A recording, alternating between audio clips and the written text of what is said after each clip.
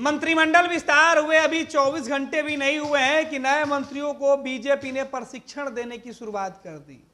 आज बीजेपी दफ्तर में सभी मंत्रियों को बुलाया गया। हालांकि मंत्री बनने वाले सभी विधायकों को भी बीजेपी दफ्तर बुलाकर पहले उनको टास्क दिया गया, उनको बताया गया कि किस तरीके से आप मंत्री पद की शपथ लीजिएगा, फिर आपका दायित्व क्या होगा।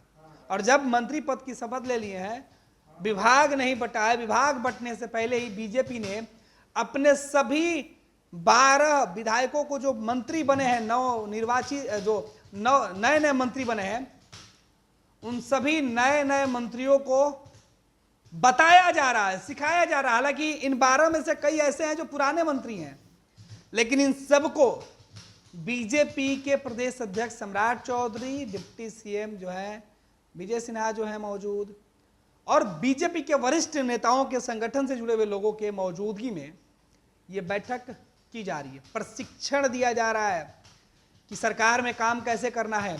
कई ऐसे लोग हैं जो पहली बार सरकार का सीधे तौर पर अंग बनेंगे सिस्टम में आकर। उन लोगों को समझाया जाएगा कि जब विभाग में जाइएगा तो जब फाइल आएगी तो किस तरीके से उस फाइल को पढ़ना होगा, कैसे देखना होगा, अधिकारियों के साथ कैसा व्यवहार रखना होगा और हर अधिकारियों के फाइल पर कैसे जांच करनी होगी। बाद में कहीं कोई विवाद ना हो जाए, फंसने की नौबत नहीं आए, ये टास्क सम्राट अपने मंत्रियों को देने के लिए बीजेपी दफ्तर में बैठक कर रहे हैं।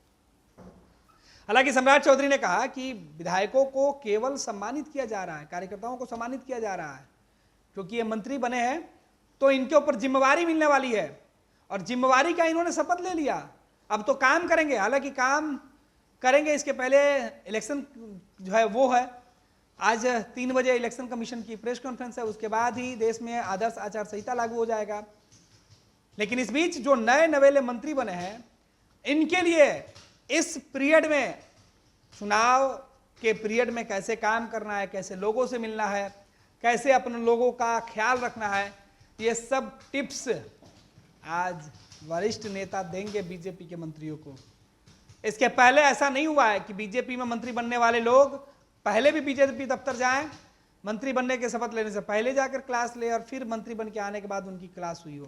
हालांकि सम्मान के नाम पर सबको सम्मानित करने के लिए बीजेपी दफ्तर जरूर बुलाया जाता है, लेकिन इस बार विधिवत प्रशिक्षण के नाम पर सबको सिखाया जा रहा है कि मंत्रिमंडल में काम कैसे करना है।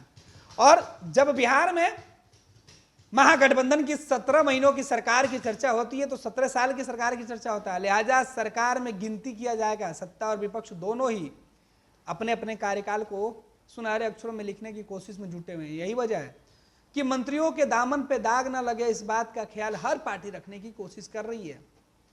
जेडीयू ने अपने मंत्रियों को होमवर्क तो नहीं दिया, कोई सलाह नहीं दिया अतिरिक्त, लेकिन बीजेपी ने अपने विधायकों को जो मंत्री बने हैं उनको टास्क, सलाह और किस रास्ते पर चलना है, किनसे परामर्श लेना है, उसकी सीख जरूर दे रही है। बीजेपी दफ्तर में सुबह से ही हलचल, मंत्री बने नए नए जो लोग हैं वो पहुंच गए हैं और अब सम्राट चौधरी जो बैठक शुरू कर चुके हैं उसकी भी तैयारी।